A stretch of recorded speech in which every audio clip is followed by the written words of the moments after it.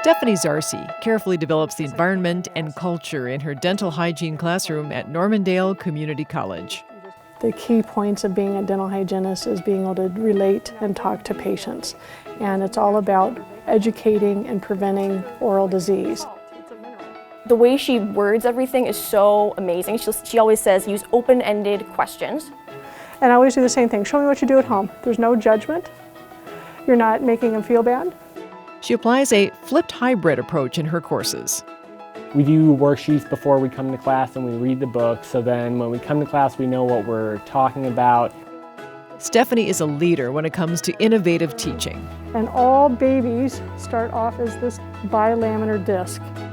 For example, she uses Play-Doh to help students make connections to the learning material.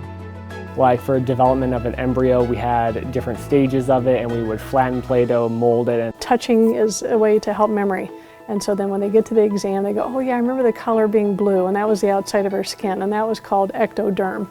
And then they remember how it forms into a face and a primitive mouth and how those things develop into teeth. And it's just so much easier to see it when you create it with your own hands. YouTube teaching videos are also used as learning tools to help students memorize the muscles of facial expression.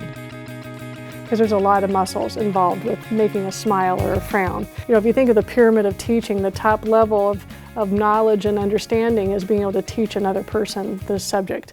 Another innovative practice in her courses is the integration of Normandale's Common Book, which is unique for this content area.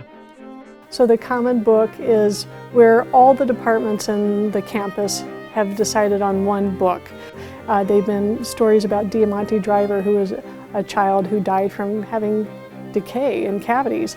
And we talk about how, even though he had dental insurance, could not get into a dental office.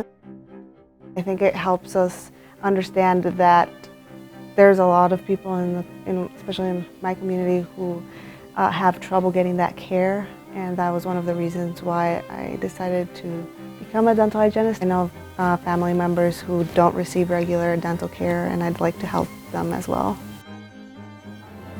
Take a nice light, long stroke, roll a little bit more as you go interproximal. And I want them to feel that they can retain and become lifelong learners and develop this profession that they're in. They have just some of the best tools and equipment to teach you and show you what it's going to be like when you actually go out into the real world.